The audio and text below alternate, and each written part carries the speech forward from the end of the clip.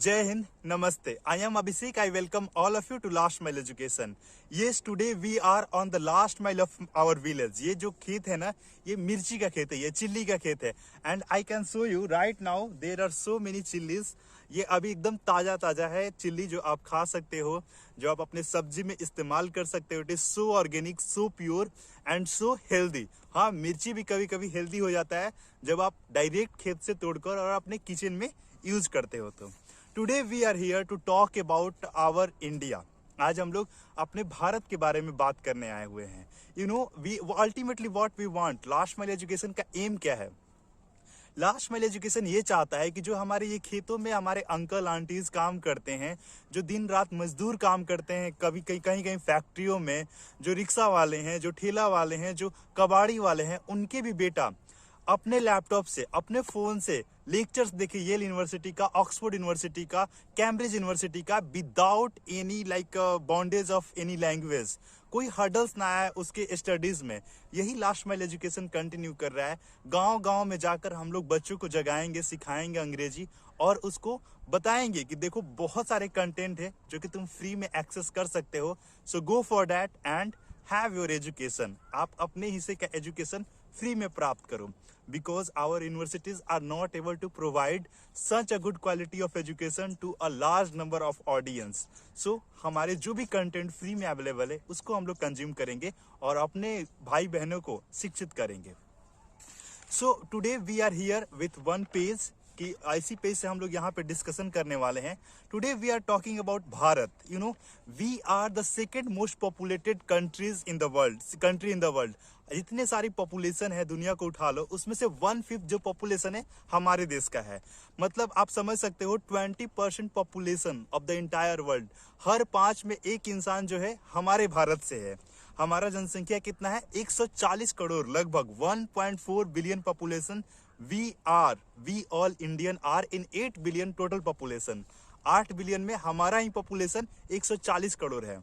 तो अब हम लोग बताओ, आप सोचो कभी, आप कभी रिफ्लेक्ट करते होगे, ऑफ कोर्स करते होगे, कि हम लोग लाइबिलिटीज पैदा कर रहे हैं या फिर एसेट पैदा कर रहे हैं. जैसे ये मिर्ची है तो ये हमेशा मिर्ची प्रोडक्ट अपना दे रहती हैं. ये फूल से मिर्ची निकल रही है, मिर्ची फल निकल रहा है, तो हम लोग इसको क्या मानेंगे? एसेट मानेंगे.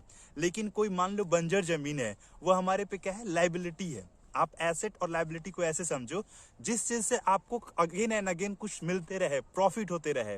जैसे आपने बैंक में पैसा जमा किया और आपको इंटरेस्ट मिल रहा है तो वो आपका एसेट है. और कुछ पैसा जो आप डेप्ट में हो, आपका पैसा किसी के पास अटक गया है या फिर आप EMI भर रहे हो, ये सब क्या है? ये लाइबिलिटीज हैं. इसमें से आपको कुछ भी प्रॉफिट नहीं हो रहा है. तो हम लोग बात करने वाले हैं कि 140 करोड़ जो हमारा पॉपुलेशन है वो लाइबिलिटी है या एसेट है. On this point we are going to talk about that. तो सबसे पहले एसेट के बारे में बात करते हैं कि हमारे क्या इसमें स्ट्रॉन्ग पॉइंट है, क्या सुंदर पॉइंट है. बीच बीच में आप किसी किसी पंछी का आवाज सुनते रहोगे तो I am sorry for that. आप इंजॉय करोगे उस चीज को. More than 50% population are below 25 years of age. Understand what we have. 25 साल से कम युवा हमारे देश में 50% है. मतलब आधी आबादी 25 साल से कम है. 70 करोड़ जनसंख्या 25 साल से कम है. मतलब हम लोग दुनिया के सबसे युवा देश हैं. अंडरस्टैंड हम लोग कहां पर खड़े हैं. इसके साथ साथ 65% जो आबादी है वो 35 साल से कम उम्र की है. मतलब जहां से प्रोडक्टिविटी वो लोग दे सकता है, हमारे नेशन को और ज्यादा स्ट्रांग बना सकता है, वो आबादी कितनी है? 91 crore. 91 crore population is below than 35 years of age. So we are the youngest age population in the entire world. ठीक है, अब हम लोग बात करते हैं एवरेज एज की. एवरेज एज मतलब टोटल नंबर ऑफ एज हम लोग जोड़ देते हैं और उसमें टोटल नंबर ऑफ पीपल से डिवाइड करते हैं तो एवरेज एज निकल जाता है. तो अब देखो इंडिया का एवरेज एज पता है कितना है? 29 ईयर्स. मतलब 30 साल से भी कम हमारा एवरेज एज है. मतलब एक इंसान का एवरेज अभी टाइम है, एवरेज एज है 29 ईयर्स. ये चाइना में बढ़कर 37 ईयर्स है. मतलब वहां पे ज्यादा बूढ़े लोग हैं बजाय कि यंगर पॉपुलेशन के. जापान में 48 ईयर्स है एवरेज एज. USA में 38 ईयर्स, यूरोप में 44 ईयर्स और ब्राजील में 34 ईयर्स. अब बात करते हैं कुछ एवरेज एज जो हमसे कम छोटे हैं. अफ्रीका में 24 ईयर्स है एवरेज एज. पाकिस्तान में 23 ईयर्स एवरेज एज है, बांग्लादेश में 28 ईयर्स है, अफगानिस्तान में 20 ईयर्स है। बट वहां पर अपॉर्चुनिटी नहीं है, ग्रोथ नहीं है, इकोनॉमी में उतना बूस्टअप नहीं है, एजुकेशन नहीं है, फ्रीडम नहीं है। आप बताओ, अगर आपको दो ऑप्शन मिले कि आप यूएसए में रहना चाहते हो, ऑस्ट्रेलिया, न्यूजीलैंड, यूरोप या इंडिया, इतना ऑप्शन है एक तरफ, और एक तरफ आपको बोला जाए सीरिया में रहना चाहते हो या ईरान में या फिर नॉर्थ कोरिया में, चाइना में, रसिया में, यूक्रेन में या पाकिस्तान में, अफगानिस्तान में, आप बताओ कहाँ रहोगे? ऑफ कोर्स इंडिया और यूरोप और यूएसए में रहना चाहोगे। इतने सारे डेवलप्ड कंट्री में जहाँ फ्रीडम है, जहाँ फ्रीडम ऑफ स्पीच है, जहाँ पे लाइफ थोड़ा इजी है, वहां पे आप ज्यादा रहना पसंद करोगे। तो वैसे ही अभी हम लोग यंगेस्ट पॉपुलेशन है और हमारे पास बहुत अपॉर्चुनिटीज हैं, हमारे पास बहुत सारी अपॉर्चुनिटीज अभी ओपन अप होने वाली हैं, तो उस पर हम लोग काम करेंगे। ये हमारा एसेट है, हमारा जो यंगर पॉपुलेशन है वो एसेट है, उसको हम लोग बेहतर तरीके से और डेवलप करेंगे।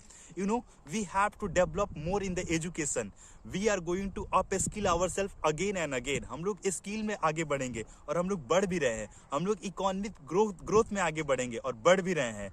We will do trade with entire nation, we are going to be next क्या manufacturing hub in the world, next manufacturing world after USA, after Europe, after China. USA पहले था मैन्युफैक्चरिंग वर्ल्ड, फिर Europe बना कुछ दिन तक, फिर China बना हुआ है, अभी आसियान कंट्रीज बने हुए हैं manufacturing hub. Now the next किस पे जाता है? इंडिया पे जाता है। तो we are going to do that. एक रिपोर्ट के अनुसार हम लोग जो एजुकेशन पे एक मेरे पास डेटा है, and the data is very interesting, I want to talk about that. You know, 95% जो भी पॉपुलेशन है हमारे बच्चों का, उसमें से 95% पॉपुलेशन स्कूल में जाता है पढ़ने के लिए।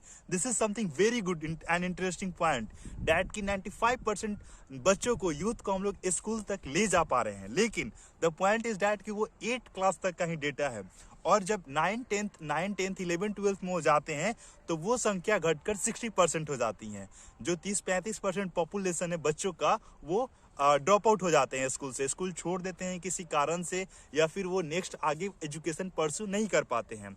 बहुत सारे बच्चों को हम लोग चाइल्ड लेबर करते हुए देखते हैं। यू नो, शहर में तो बहुत सारे लोग बात करते हैं, छोटू जो चाय दुकान पे काम कर रहा है, बट यहाँ पे भी बहुत सारे छोटू हैं जो कि खेतों में काम कर रहे हैं, और उनके पिताजी, उनकी माताजी का मजबूरी है खेतों में लाना और खेतों में काम करवाना, और उनका एजुकेशन, उनका राइट्स, उनके अधिकार के बारे में कोई बात नहीं करता है।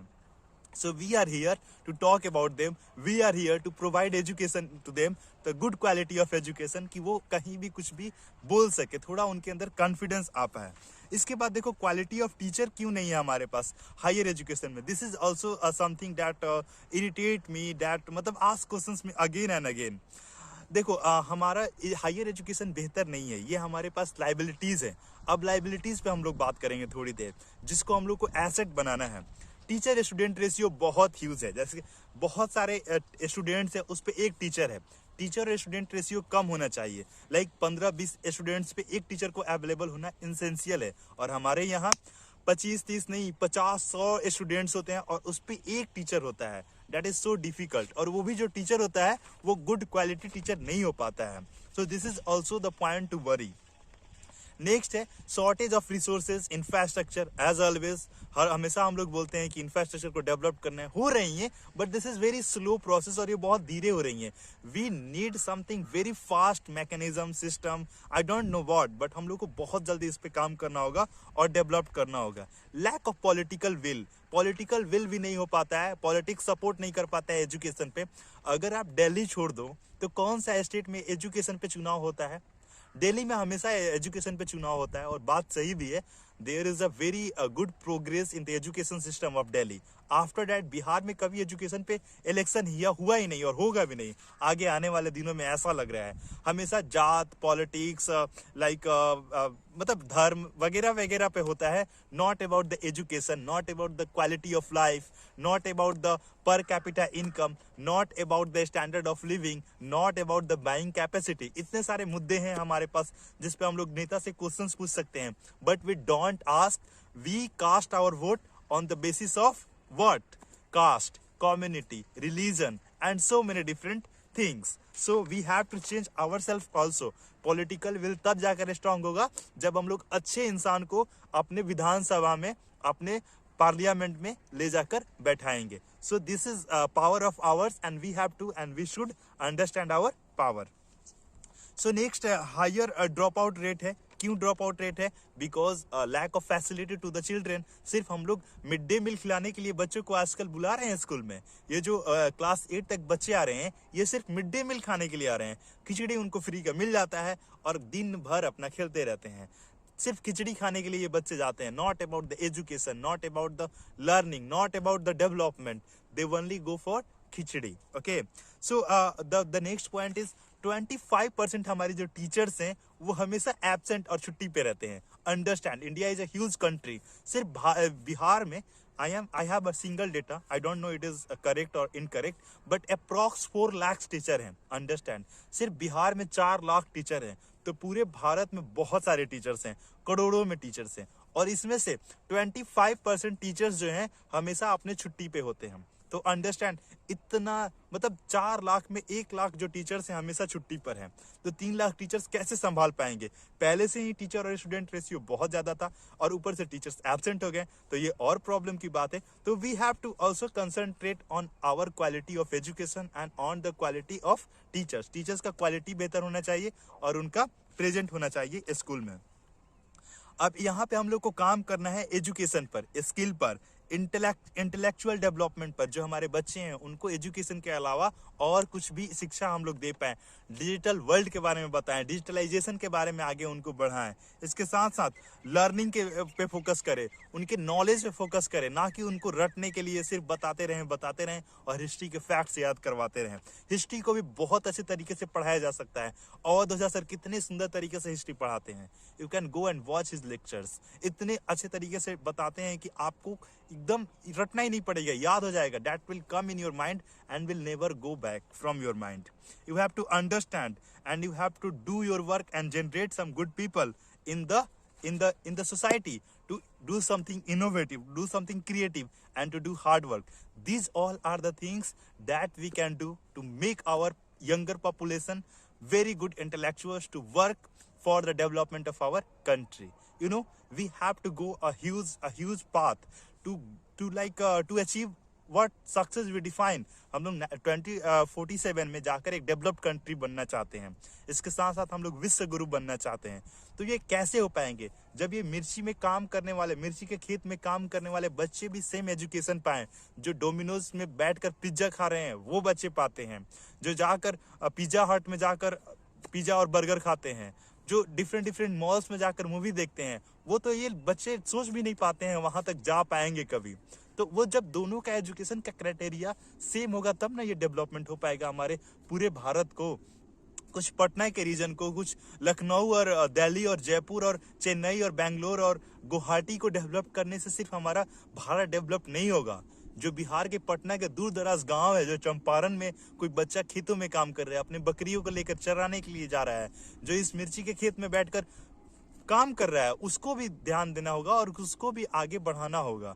और इन लोगों का हिस्से का डेवलपमेंट अभी यहाँ तक पहुंच नहीं पाया है। ये लोग स्कूल तो जा पा रहे हैं बट सिर्फ खिचड़ी खाने के लिए, शिक्षा प्राप्त करने के लिए नहीं। और आप पीडीएस से बहुत अच्छा अनाज दे रहे हो, गवर्नमेंट को हम बोलना चाह रहे हैं, आप उसमें दाल भी दे दो कि वो घर पे चावल और खिचड़ी घर पे बना ले, उसके स्कूल में जाकर खिचड़ी खाने की जरूरत ना पड़े। That's all from here, we will meet next day. अभी हम लोग यहाँ से एक और क्लास को रिकॉर्ड करेंगे for tomorrow. So see you guys tomorrow. जय हिंद, जय Bharat from this field of मिर्ची।